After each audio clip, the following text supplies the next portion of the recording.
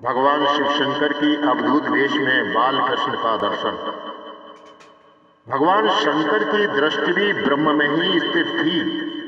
शंकर के दो विशिष्ट गण थे, श्रृंगी और भृंगी। वे दोनों भी शंकर के साथ साथ चलने की हट करने लगे। वे कहने लगे कि उन्हें यदि साथ नहीं ले जाएंगे तो वे सभी को बता देंगे कि यह कोई साधु नहीं, भगवान शंकर है। शंकर ने कहा, मैं अकेला ही जाऊंगा, तुम्हें साथ ले चलूंगा तो दर्शन ध्यान में विक्षेप होगा। आज आए सदाशिव गोकुल में। कई महात्माओं ने इस लीला का बड़ा रसीला वर्णन किया है। जो आज तक निरंजन थे वे आज अपेक्षा वाले बन गए। यदि प्रभु ने तुम्हें संपत्ति दी हो तो संकल्प करो कि हर रोज सुपात्र साधु संतों और गरीबों को भोजन कराओगे। यशोदा जी का नियम था कि सुपात्रों को रोज भिक्षा दी जाए। शिव जी का आगमन हुआ। लोग कहने लगे, यह साधु तो शंकर जी सा लगता है। शिव जी अपने तेज को आकर कब तक छिपा सकते हैं। शिव जी के पास दासी आई और कहने लगी, महाराज यशोदा जी ने भिक्षा भेजी है, आप इसे स्वीकार करें और लाला को आशीर्वाद दें। शिव जी, मैं भिक्षा नहीं लूंगा, मुझे किसी भी वस्तु की अपेक्षा नहीं है, मुझे बाल कृष्ण का दर्शन करना है। दासी ने यशोदा को समाचार पहुंचाया कि साधु महाराज और कुछ लेना नहीं चाहते, वे तो केवल लाला के दर्शन के लिए ही इतनी दूर तक आए हैं। संत की परीक्षा वेशभूषा या जात पात से नहीं, उसकी आंखों और मनोवृत्ति से की जाती है। ब्रह्म ज्ञान सुलभ है, किंतु ब्रह्मदृष्टा प्रत्येक में ब्रह्म के दर्शन करने वाला संत दुर्लभ है। यशोदा ने खिड़की से झांक कर महाराज को देखा और कहा, महाराज यदि भिक्षा कम हो तो मैं कुछ और देने को तैयार हूँ, किंतु मैं लाला को बाहर नहीं लाऊंगी। तुम्हारे गले में सर्प है जिसे देखकर मेरा लाला डर जाएगा। शिव जी कहते हैं, माता तेरा कन्हैया तो कालों का काल, ब्रह्म को ब्रह्म है। वो न तो किसी से डर सकता है, न उसे किसी की कुदृष्टि लग सकती है। वो तो मुझे पहचानता भी है। यशोदा जी कहते, कैसी बात कर रहे हैं आप? मेरा लाला तो नन्हा सा है, आप हट न करें। शिव जी, मैं तेरे लाला के दर्शन किए बिना यहाँ से हट नहीं सकता। नंद बाबा के गांव के पास आज भी आशेश्वर महादेव का मंदिर है। आज भी शिव जी वहां लाला के दर्शन की आशा लगाए बैठे हैं। ब्रज 84 की प्रदक्षिणा कम से कम एक बार तो करनी ही चाहिए। ब्रज 84 परिक्रमा महापुण्यदायी है, इससे जीवन के सारे पाप जल जाते हैं। ब्रज तो लीला भूमि है, वहां बैठकर ध्यान करोगे तो परमात्मा स्वयं लीला रहस्य समझाएंगे। इधर बाल लीला, बाल कन्हैया ने जाना कि बाहर शिव जी पधारे हैं और माता उसे वहां नहीं ले जाएगी तो जोरों से रुदन शुरू कर दियो। दासी यशोदा से कहने लगी, मैया वो साधु के होठ हिल रहे हैं, मानो न मानो उसी ने कुछ मंत्र प्रयोग किया है जिससे लाला रो रहा है। ऐसा साधु कभी देखने में नहीं आया है। मैं बाल कृष्ण को बाहर ले जाऊं और साधु से आशीर्वाद मांगूं। और फिर उसने कन्हैया का श्रृंगार कर दिया। यशोदा ने दासी से कहा, उन महाराज से कहना कि लाला को देखना किंतु टकटकी लगाकर मत देखना। वृंदावन के बांके बिहारी का स्वरूप दिव्य है, श्रीनाथ जी का स्वरूप भी अद्भुत है। जब तक स्वरूपासक्ति नहीं हो पाती भक्ति हो ही नहीं सकती। लौकिक नाम रूप के प्रति जैसी आसक्ति है वैसी ही आसक्ति प्रभु के नाम रूप से हो जाए, वही तो भक्ति है। बांके बिहारी के मंदिर में पर्दा होता है, पर्दा ही तो माया है। जीव ईश्वर का दर्शन करता है तो बीच में माया का पर्दा आ जाता है। मंदिर में राधा जी का सेव्य स्वरूप है। बांके बिहारी 2 मिनट राधा जी को और फिर जगत को दर्शन देते हैं। 4 आंखें मिलने पर ही दर्शन में आनंद आता है। कन्हैया हंसता है, इस साधु ने जादू किया है। महाराज की नजर में जादू है, यह साधारण साधु नहीं है। दासी लाला को शिव जी के पास लाई। शिव जी ने दर्शन करके प्रणाम किया। दर्शन करके आनंद तो हुआ किंतु तृप्ति नहीं हो पाई। मुझे कन्हैया से मिलना है। आनंद अद्वैत में है, द्वैत में नहीं। मुझे अपनी प्रभु से मिलना है, श्री कृष्ण के साथ एक होना है। जब तक ईश्वर से जीव थोड़ा सा भी दूर होगा उसके लिए भय बना रहेगा। शिव जी ने सोचा कि यदि बाल कन्हैया मेरी गोद में आ जाए तो बड़ा आनंद हो जाए। शिव जी कहने लगे, तुम इस बालक को उसके भविष्य के बारे में पूछती हो, यदि उसे मेरी गोद में दिया जाए तो मैं उसके हाथों की रेखा अच्छी तरह से देख लूं। यशोदा जी ने बाल कृष्ण को शिव जी की गोद में रख दिया। शिव जी समाधि में डूब गए। बातें अद्वैत में नहीं हो पाती, द्वैत में ही होती रहती हैं। जब हरि और हरि एक हो गए हो वहां कौन क्या बोलेगा। शिव जी ने यशोदा जी से कहा, माता तेरा पुत्र तो सम्राट होने वाला है। शिवजी ने तांडव नृत्य किया। अति आनंद की अवस्था में जीव नाचने लगता है। हाथ में आम्र फल आने पर लोग नाचने लगते हैं, तो इधर तो शिवजी के हाथों में बाल कन्हैया आ गया है। शिवजी नृत्य में तन्मय है। वहां नंद बाबा आए, भगवान शंकर की जय जयकार हो गई। बाल कृष्ण को हृदय में बसाकर शिवजी कैलाश पर वापस लौटे। त्रयोदशी के दिन नंद जी मथुरा आए। चतुर्दशी के दिन पूतना आई। नंद बाबा प्रतिवर्ष कंस को कर देते थे, इस बार भी कर देने का समय आ गया। नंद बाबा ने कहा, कन्हैया को संभालना, परमात्मा से हमेशा संबंध बना के रखो। सभी के रक्षक की रक्षा तो कौन करेगा, किंतु उन्हें हृदय में बिठलाने के बाद हमेशा सावधान रहना, कहीं लौकिक भोग की तृष्णा मन में न घुस जाए और कोई ऐसा मन में आई नहीं कि हृदय में से भगवान भाग निकलते हैं। कन्हैया यदि हमेशा के लिए हृदय गोकुल में बस जाए तो बेड़ा पार हो जाए। हृदय गोकुल में श्री कृष्ण का आगमन होने के बाद नंद को बाहर भटकना नहीं चाहिए। नंद बाबा कंस को कर देने के लिए मथुरा आए। वे कंस की राजसभा में आए और उन्होंने कंस को कर, सुवर्ण, थाल तथा पंचरत्न भेंट किए और समाचार भी दिया कि उनकी इस ढलती आयु में उनके घर पुत्र का जन्म हुआ है। कंस क्या जाने कि वो कन्हैया ही उसका काल है। उसको तो साश्चर्य आनंद हुआ। उसने सोचा कि इस भेंट के परिणाम के अनुसार उस बच्चे को आशीर्वाद भी तो देना पड़ेगा। उसने बालक को आशीर्वाद भेजा कि बड़ा होकर वो राजा बने, उसकी जय जयकार हो, उसके शत्रुओं का शीघ्र विनाश हो। कंस ने अनजाने में ही कृष्ण की जय जयकार की और आशीष दी। शत्रु भी जिसे आशीर्वाद दे और बंधन करे वो तो ईश्वर ही होगा ना। भेंट के परमाण से आशीर्वाद देने वाला कंस ही है। नंद बाबा ने कहा, सारे ब्रजवासियों ने मेरे लिए एकादशी आदि व्रत किए, जिसके फलस्वरूप मुझे पुत्र मिला है। नंद बाबा यश औरों को दे देते हैं। सुखदेव जी वर्णन करते हैं, नंद जी वसुदेव से मिलने गए। वसुदेव को बड़ा आनंद हुआ। दोनों ने एक दूसरे का कुशल मंगल पूछा। किसी मित्र से मिलन होने पर अपने सुख की बात न करो, किंतु उसके दुख की बात जानकर उसे आश्वासन दो। नंद जी वसुदेव से सुख दुख की बात पूछने लगे। सुना है आपके घर पुत्री का जन्म हुआ था और कंस उसकी हत्या करने आया था। वसुदेव, हाँ यह बात सच है, किंतु इसमें कंस का नहीं, मेरे कर्म का ही दोष है। किंतु आपके घर तो बालक है, वो मेरा ही है। नंद बाबा ने भोलेपन से कह दिया, हाँ वो आपका ही तो है। वसुदेव मन में कह रहे थे, कन्हैया मेरा ही है, मैं ही उसे आपके घर पर रात को छोड़ गया था। तो नंद जी इस गुणार्थ भरी बात को समझ नहीं पाए। नंद माने जीव गोकुल छोड़कर कहीं दूर जाता है तो वहां काम, मद, लोभ, मोह, मत्सर आदि राक्षस आ धमकते हैं।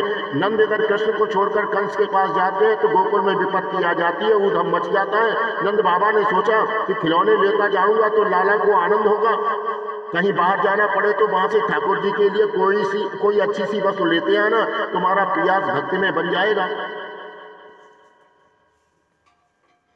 अब पूतना वध की बात आ रही है। योग माया ने आकाशवाणी द्वारा कंस से कहा, तेरे काल का जन्म हो चुका है। तो कंस घबरा गया। उसने तुरंत जन्मे हुए सभी बालकों की हत्या करने का आदेश दिया। इसी हेतु से उसने पूतना को गोकुल की ओर भेज दिया। वह चतुर्दशी की सुबह गोकुल आई। पूतना का अर्थ है पवित्र, जो पूत नहीं है वो है पूतना।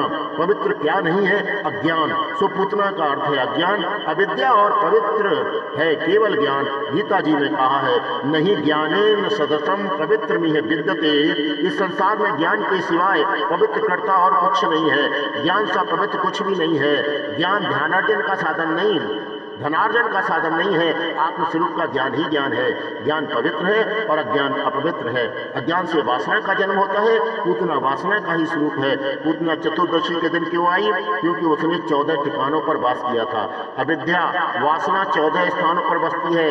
5 ज्ञानेंद्रिय, 5 कर्मेंद्रिय, मन, बुद्धि, चित्त, अहंकार, ये 14 स्थान है। वासना, अविद्या, पूतना के बसने के इसी कारण से वो चतुर्दशी के दिन आई। रामायण में भी हमने देखा है कि कैकेयी ने राम के लिए 14 वर्ष के वनवास की मांग की थी। इसका भी यही कारण है कि उन 14 स्थानों में बसे हुए रावण को मारने के लिए 14 वर्ष तक की तपश्चर्या की आवश्यकता है। नीति और धर्म के मना करने पर भी यदि आंखें पर स्त्री के पीछे भागे तो मान लो अपनी आंखों में पूतना आवासी है। स्त्री को स्त्री रूप में नहीं ब्रह्म रूप में देखो। आंखों में से होता हुआ पाप मन में दाखिल हो जाता है। आंखों में पूतना होगी तो काम मन में भी बसेगा। जगत के किसी भी व्यक्ति को भगवत भाव से देखने में कोई बुराई नहीं है, बल्कि अच्छाई ही है। किंतु किसी भी व्यक्ति को सांसारिक काम भाव से देखोगे तो समझ लेना कि मन में पूतना आवश्यक है। धर्म और नीति जिस खाद्य पदार्थ का आहार करने को मना करें वही खाने की इच्छा होने लगे तो मान लो कि तुम्हारी जीभ में पूतना आवश्यक है। विभत्स और अतिशय कामुक बातों को सुनने की इच्छा हुई तो मान लो कि पूतना कानों पर सवार हो गई है। पूतना हर एक इंद्रिय में बसी हुई है जो बहुत सताती रहती है। सभी इंद्रियों के द्वार बंद कर दो कि जिससे पूतना अंदर प्रविष्ट ही न हो सके। पूतना सजकर सुंदरी का रूप लेकर गोकुल आई। 3 वर्ष की आयु तक बालक शिशु कहा जाता है। इस शिशु को मारने के लिए पूतना आई। प्रश्न यह है पूतना शिशु को ही क्यों मारती है और शिशु की आगे की अवस्था वाले बालकों को क्यों नहीं मारती। जीवन की 4 अवस्थाएं होती हैं, जागृति, स्वप्न, सुषुप्ति और तुर्यगा। जागृत अवस्था में पूतना आंखों पर सवार हो जाती है। आंखों की चंचलता मन को चंचल करती है। इस प्रकार जागृति, स्वप्न और सुषुप्ति इन तीनों अवस्था में अज्ञान सताता है, अर्थात पूतना 3 वर्ष तक के शिशु को मारती है। इन 3 अवस्थाओं को छोड़कर तुर्यगा अवस्था में जीव का संबंध ब्रह्म से होता है और तब पूतना सता नहीं सकती। जो व्यक्ति तुर्यगा अवस्था में प्रभु के साथ एक हो जाता है उसे पूतना अज्ञान मार नहीं सकता। पूतना 3 वर्ष के अंदर के बालक को मारती है। इस बात का अर्थ यह है कि जो सत रज तम इन 3 गुणों में फंसा हुआ है उसे वो मारती है। माया त्रिगुणात्मक है। माया में फंसे हुए व्यक्ति को पूतना मारती है। संसार के मोहजाल में फंसे हुए सभी जन बालक ही तो है, शिशु ही तो है। इनको पूतना अज्ञान मारता है। किंतु सांसारिक मोह का त्याग करके जो ईश्वर के निर्गुण स्वरूप में लीन हो गया है, गुणातीत हो गया है, उसे पूतना मार नहीं सकती। गुणातीत अर्थात प्रकृति से परे रहने वाले व्यक्ति का पूतना कुछ भी बिगाड़ नहीं पाती। जब पूतना आई उस समय गोकुल की गायें वन में चरने गई थी और नंद जी मथुरा गए हुए थे। इस घटना का सूचितार्थ क्या है। गायों का वनगमन अर्थात इंद्रियों का विषय मन में गमन। इंद्रियां इस विषय मन में घूम रही होगी तो पूतना वासना मन में आ धमकेगी। अज्ञान मन पर सवार हो जाएगा। जब इंद्रिय विषयों में खो जाती है, बहिर्मुख हो जाती है, तब वासना आ जाती है। इंद्रियों को प्रभु सेवा की ओर मोड़कर निरुद्ध करोगे तो पूतना वासना सता नहीं पाएगी। नंद अर्थात जीव जब हृदय गोकुल को छोड़कर मथुरा देह सुख देह दृष्टि में खो जाए तब हृदय में गोकुल पूतना अज्ञान आवस्थे हैं। नंद और जीव अर्थात जीव श्री कृष्ण को छोड़कर मथुरा जाए अर्थात देह सुख में फंस जाए तभी वापस आ धमकती है। नंद अपने आवास में नहीं होता है तभी पूतना आती है। पवित्र शरीर मथुरा में पुण्यशाली हृदय ही गोकुल है। नंद जीवात्मा है।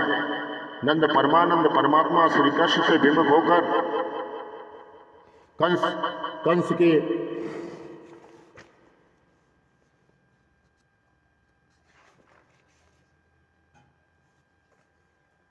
से मिलने जाए और गायें वन विषयों की ओर दौड़ जाए तभी पूतना आ जाती है। पूतना श्रृंगार करके आई। अविद्या अपने साथ कई दोषों को लेकर आती है। अविद्या अपने साथ 5 दोषों को लेकर जाती है। वे 5 दोष इस प्रकार हैं। देहाध्यास, इंद्रियाध्यास, प्राणाध्यास, अंतःकरणाध्यास, स्वरूप विस्मृति। पूतना का स्वरूप देखकर यशोदा की आंखें धोखे में आ गई। पूतना की बेड़ी देखकर देहाध्यास हुआ, रूप देखकर इंद्रियाध्यास हुआ, अतः स्वरूप की विस्मृति हो गई। फलतः उसको किसी ने नहीं रोका। वो सीधी नंद बाबा के घर में घुस गई। पूतना को देखते ही कन्हैया ने आंखें मूंद ली। पूतना ने उसको अपनी गोद में ले लिया। पूतना ऊपर से तो बड़ा अच्छा व्यवहार कर रही थी किंतु उसके हृदय में कुटिलता का विष भरा हुआ था। पूतना ने अपने स्तनों पर भी विष लगाया था। संसार सुख का उपभोग करने के लिए मनुष्य भी अपनी आत्मा पर वासना का विष लगा लेता है। पूतना ने लाला को गोद में बिठलाकर उसके मुंह में अपने विष से सना हुआ स्तन दे दिया।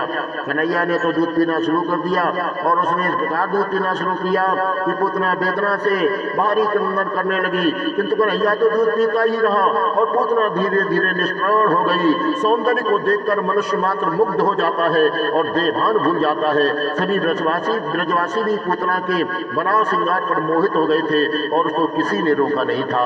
श्रीमद शंकराचार्य जी ने शतश्लोकी ने कहा है, लोग त्वचा की, रूप रंग की तो बड़ी मीमांसा करते हैं, किंतु आत्मा की मीमांसा तो करते ही नहीं है। जो व्यक्ति चमड़ी का चिंतन करता रहता है वो अगले जन्म में चमार बनता है।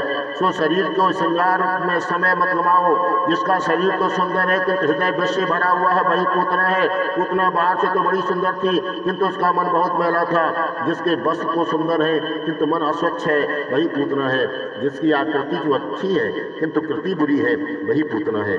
चारित्र की जांच पड़ताल किए बिना किसी का पानी तक न पिया जाए, चाहे बर्तन प्याले चमचमाते क्यों न हो, किंतु उसका मन मैला हो सकता है। बड़े बड़े तपस्वी भी सौंदर्य के मोहजाल में फंस चुके हैं। आमना सामना हो जाने पर प्रशंसा करें किंतु उसकी अनुपस्थिति में निंदा करें, वो भी पूतना है। जो भी अच्छा बुरा कहना है वो उसके सामने ही कह देना चाहिए। जीव का स्वभाव उस पूतना जैसा ही है। अपनी आत्मा पर अज्ञान अविद्या का आवरण लगाकर वो विषयानंद में डूब जाता है। किसी के बाहर रूप रंग बनाव श्रृंगार से मोहित होना नहीं चाहिए। जो बाहर से सुंदर हो वो अंदर से भी सुंदर ही होगा, ऐसा मान लेना मूर्खता है। पूतना दुष्ट थी फिर भी ब्रजवासी उसके रूप रंग के कारण धोखा खा गए थे। वासना उभर आने पर जीव अपना स्वरूप भूल जाता है।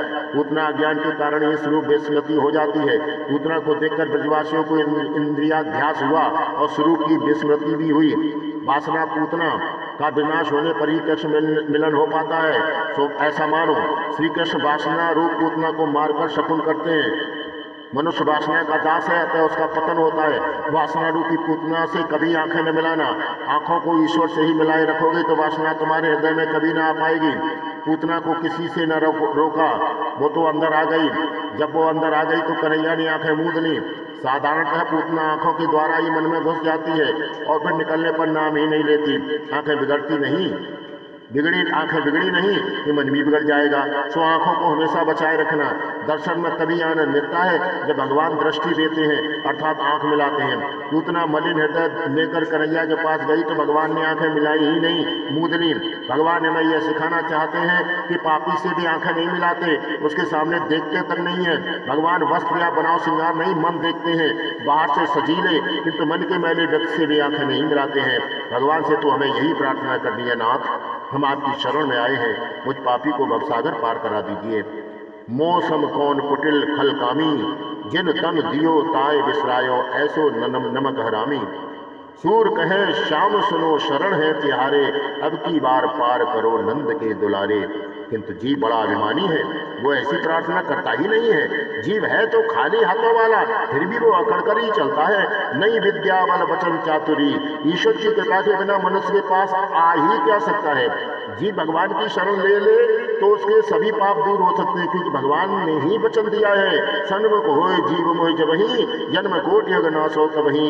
गीता में भी कहा है नमे भक्ता प्रणश्यति, मेरा भक्त कभी नष्ट नहीं होता।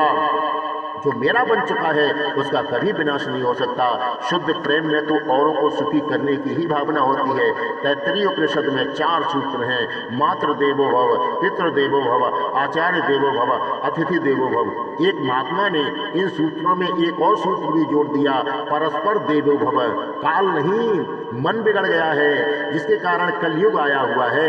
मनुष्य एक दूसरे को देव स्वरूप मानने लगे तो कलयुग सतयुग बन सकता है। विबुद्धताम बालक मारिका ग्रहम, चराचरात्मास निमीलित क्षण। पूतना को देखते ही कन्हैया ने अपनी आंखें क्यों मूंद ली? महात्माओं ने कई कारण बताए हैं। इसके पूतना नारी थी, नारी अबद्ध मानी गई है। पूतना को देखकर भगवान सोचते हैं कि इसे मारना तो पड़ेगा ही। स्त्री की हत्या करते हुए उन्हें संकोच हो रहा था, सो उन्होंने आंखें मूंद ली। सामने कोई पुरुष हो और वीरता दिखानी हो तो और बात है, किंतु किसी स्त्री को मारने में कौन सी वीरता है?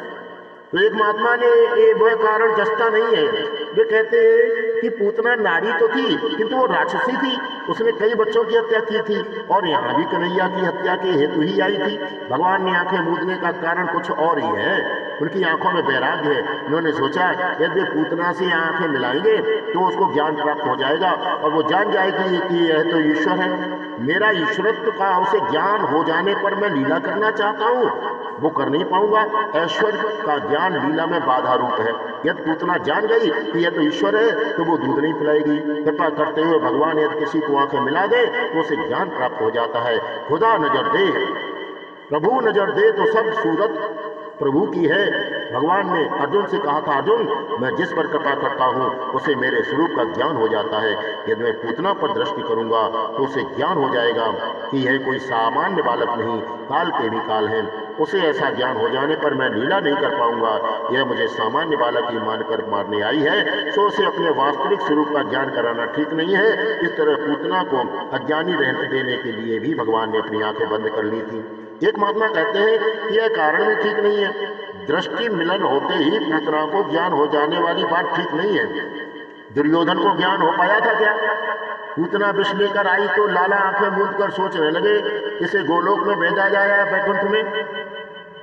तो एक और महात्मा दूसरा कारण बताते हैं कि अपने किसी न किसी पुण्य के बिना कोई भी जीव ईश्वर के समीप जा नहीं सकता। भगवान आंखें मूंद कर यह देखने लगे इस पूतना ने किसी भी जन्म में कोई पुण्य किया भी है या नहीं। जिसके साथ बहुत प्रेम किया जाए वो संभव है किसी छोटे से कारण से बैर मोल ले ले। एक महात्मा बताते हैं कन्हैया सोच रहा था कि उसने तो माना था कि गोकुल के लोगों से माखन मिश्री खिलाएंगे, किंतु यहाँ तो लोग माखन मिश्री खिलाने के बदले विष पिलाना चाहते हैं और डर के मारे उसने आंखें बंद कर ली। तो दूसरे महात्मा पूछते हैं परमात्मा भी कभी डर सकते हैं क्या? कन्हैया ने सोचा कि विष पीने की शिवजी की को आदत है, मुझे तो विष पसंद ही नहीं है। सो उसने आंखें बंद करके भगवान शंकर की प्रार्थना की कि आप विष पीने को पधारे, मैं तो दूध ही पीऊंगा। भगवान शिव का ध्यान करने के हेतु ही कन्हैया ने आंखें मूंद ली। कन्हैया आंखें बंद करके शिव जी को याद करके विष पीने के लिए बुला रहा है, शिव तत्व का आवाहन कर रहा है। जब किसी देव को याद करना या बुलाना होता है तो आंखें बंद करके ही उसका ध्यान करना पड़ता है। एक अन्य महात्मा कहते हैं मुझे यह कारण योग्य नहीं लगता। क्या कृष्ण विष को पचा नहीं सकते? ये तो काल के भी काल है। कृष्ण की आंखें बंद कर लेने का कारण और ही है, उनकी आंखों में सूर्य और चंद्र का वास है। महायोगी सूर्य मंडल को पार करके ब्रह्मलोक में जाते हैं। कृष्ण पूतना को ब्रह्मलोक में भेजने जा रहे हैं। यह देखकर सूर्य चंद्र को ठीक नहीं लगा। अपने कृष्ण को वो तो विषपान कराने आई है तो फिर उसको ब्रह्मगति क्यों दी जाए? ऐसा सोचकर आंखों ने पलकें बंद कर ली। जीव को लक्ष्मी का उपयोग करने का कोई अधिकार नहीं है। जीव लक्ष्मी का उपयोग चाहे कर ले, उपभोग नहीं कर सकता। यदि वो उपभोग करने का प्रयास करेगा तो चांटा मिल जाएगा। अच्छाई तो इसी में है कि भगवान को सर्वोत्तम वस्तुएं अर्पित की जाएं। स्वयं खाने से संतोष नहीं मिलता, औरों को खिलाने पर ही संतोष मिलेगा। सूर्यचंद्र सोच रहे हैं कि सर्वोत्तम वस्तु अर्पण करने की अपेक्षा यह पूतना तो विष लेकर आई है, यही अच्छा होगा कि उसे सदगति न मिलने पाए। ऐसा सोचकर सूर्यचंद्र रूपी नेत्रों ने अपने प्रवेश द्वार बंद कर दिए। एक अन्य महात्मा दूसरा ही कारण बताते हैं। भगवान सोच रहे थे कि जब इस विषदायिनी पूतना को मैं मुक्ति देने जा रहा हूं तो मुझे माखन मिश्री खिलाने वाली ब्रजवासियों को मैं कौन सी गति दूंगा, क्योंकि मुक्ति से बढ़कर देने योग्य अन्य कोई वस्तु मेरे पास है ही नहीं। और इस प्रकार सोच के डूबे हुए भगवान ने आंखें मूंद ली। इस प्रकार ये महात्मा मानो दसम स्कंद में भगवान की लीला में पागल हो गए हैं। जीव गोस्वामी जो कभी किसी राजा के दीवान थे, कृष्ण प्रेम में पागल होकर लंगोटी पहने फिरने लगे। सनातन गोस्वामी बंगाल के जमींदार थे। दसम स्कंद का श्रवण होने पर वे कृष्ण प्रेम में पागल हो गए और ताड़पत्र की लंगोटी पहनकर लीला निकुंज में राधे कृष्ण करते हुए घूमने लगे। हमने देखा कि भगवान रामचंद्र ने भी शूर्पणखा से आंखें मिलाई नहीं थी। रामायण की शूर्पणखा और भागवत की पूतना एक ही है, दोनों वासना ही है। कन्हैया अब तो 6 दिन का हुआ है, राधा जी अभी आई नहीं है। राम जन्म में तो सीता जी साथ ही थी, सो उनको देखा था, शूर्पणखा को उत्तर दिया था, किंतु इधर राधा जी तो अब तक आई नहीं है, सो किसको देखूं? पूतना आंखों के द्वारा मन में आती है। सुंदर विषयों को देखकर आंखें उनके पीछे भाग निकलती हैं। मन जानता है कि ये मेरा नहीं है, मुझे मिलने वाला नहीं है, फिर भी पाप करता है। पूतना काम वासना पहले आंखों में आती है और फिर मन में उतर जाती है। पूतना ने यशोदा से कहा मैं तुम्हारे बालक को दूध पिलाऊंगी तो वो हृष्ट पुष्ट हो जाएगा। यशोदा ने लाला को पालने से बाहर निकाला और पूतना की गोद में दे दिया। पूतना मौसियों से लाड़ प्यार करने लगी। कन्हैया तो जानता ही है कि ये लाड़ करने नहीं मारने के लिए आई हुई है। पूतना ने यशोदा जी से कहा तुम्हें घर में यदि कुछ काम काज करना है तो जा सकती हो। बोली यशोदा घर के काम काज में लग गई। इधर पूतना ने लाला को दूध पिलाना शुरू कर दिया। कन्हैया तो दोनों हाथों से स्तन को पकड़कर बलपूर्वक दूध पीने लगा। कन्हैया को तो दूध के साथ साथ प्राण भी मानो पीना था। पूतना व्याकुल हो गई। वो रो रो के कहने लगी, मुझे छोड़ दे कन्हैया, मुझे छोड़ दे। सा मुन चाल में ते प्रवासनी। कन्हैया ने कहा, पूतना मौसी, मैंने मेरी माता ने तो पकड़ना ही सिखाया है, छोड़ना नहीं। मुझे पकड़ना आता ही नहीं, छोड़ना पकड़ना ही आता है, छोड़ना नहीं आता। मैं आज तुम्हें छोड़ने वाला नहीं हूं, मैं तो तुम्हारा उद्धार ही करूंगा। कन्हैया कहता है कि मैं जिसे एक बार पकड़ लेता हूं फिर उसे कभी छोड़ता नहीं। भगवान की मार में भी प्यार है। परम आश्चर्य हुआ। पूतना ने 2 बार मुझे छोड़ दे कहा, मानो वो यह लोग परलोक में से अपने आप को छुड़ाकर गोलोक धाम में जाने की प्रार्थना कर रही थी। वो अहंता और ममता में से छुड़ाकर कृतार्थ करने को कह रही थी। पूतना व्याकुल हो गई, अतः स्वरूपानुसंधान नहीं रहा। उसने राक्षस रूप धारण किया। वो आकाश मार्ग में कृष्ण को उड़ा ले गई। सुकंस के बगीचे के एक वृक्ष पर कन्हैया ने पूतना को गिरा दिया। वो वृक्ष पर गिरी तो और भी कई वृक्ष टूट पड़े। पूतना और वृक्षों के गिरने से एक बड़ा धमाका हुआ। अविद्या के कारण खड विकार उत्पन्न होते हैं। राक्षसी के वक्ष स्थल पर कन्हैया विराजमान था। धमाका सुनकर गोपियां दौड़ती हुई आई, यशोदा को कोसने लगी। हमने कितनी मन्नतें मांगी थी, अब तो कहीं तुम्हें पुत्र हुआ, तुम्हें तो इसकी कोई कदर कीमत ही नहीं है। यशोदा ने गोपियों का बुलाना सुनकर आंखें नीची कर ली। उन्होंने कहा, ये तो मेरा पहला ही बालक है, मुझे बालक के लालन पालन का अनुभव नहीं है, तो भूल हो जाती है, अब आपका कहना मानूंगी। गोपियों ने कहा, किसी अनजान पराई स्त्री को अपना बालक कभी न देना चाहिए, होना था सो हो गया। अब हम घर लौटे और कन्हैया की नजर उतारे। लाला को गायें बड़ी प्यारी हैं। एक गंगी नाम की गाय को लाला की झांकी पाए बिना कभी पानी तक नहीं पीती थी, घास भी नहीं खाती थी। जब गोपाल उसे मनाते हुए थक जाते तो यशोदा के पास आते थे, कहते थे, माता जी गौशाला में कन्हैया को ले जाना है। लाला के दर्शन होने के बाद गंगी घास खा लेती है और पानी भी पी लेती है। अनशन करने से शरीर हल्का फुल्का हो जाता है, मन में सात्विक भाव जगता है। विधि पूर्वक और उपवास करने से पाप जल जाते हैं। बड़े बड़े ऋषि मुनि जब हजारों वर्ष तपस्या करने के बाद भी प्रभु के दर्शन नहीं पा सके तो गायों का जन्म लेकर गोकुल में आ बसे। उनकी हजारों वर्ष की तपस्या भी उनका अभिमान और वासना जला नहीं पाई थी। सो उन्होंने सोचा कि गोकुल में गायों का अवतार लेकर अपना काम निष्काम कृष्ण को अर्पित कर देंगे और हम निष्काम हो जाएंगे। गोपियां लाला को लेकर गौशाला में आई और गंगी की पूंछ हाथ में लेकर लाला के शरीर पर सिर से पांव तक 3 बार फेर दी। मेरे लाला को यदि किसी की नजर लगी हो तो इस गंगी की पूंछ में चली जाए। गोपियां तो मानो प्रेम की ध्वजा है। अपने कन्हैया को यदि कुछ होना है तो वो उसे नहीं, हमी को हो जाए। इनका प्रेम विशुद्ध है। लाला को राक्षसी का स्पर्श हुआ, यह ठीक नहीं हुआ। कहीं कुछ अनिष्ट हो गया होता तो इस बार तो हमारा लाला बच गया। अब लाला को स्नान करा ले। बाल कृष्ण को राक्षसी की कुदृष्टि से कुछ हो न जाए ऐसा सोचकर गोपियों ने कन्हैया को गोमूत्र से स्नान कराया। भागवत में लिखा गया है, गोमूत्रेण स्नापयित्वा, बाजारी साबुन से नहीं, गोमूत्र से स्नान कराया गया। जीवन को सादगीपूर्ण बनाओ। गोमूत्र का पान करने से और उससे स्नान करने से शरीर निरोगी होता है। गोमूत्र बड़ा गुणकारी है, यह अनुभव सिद्ध बात है।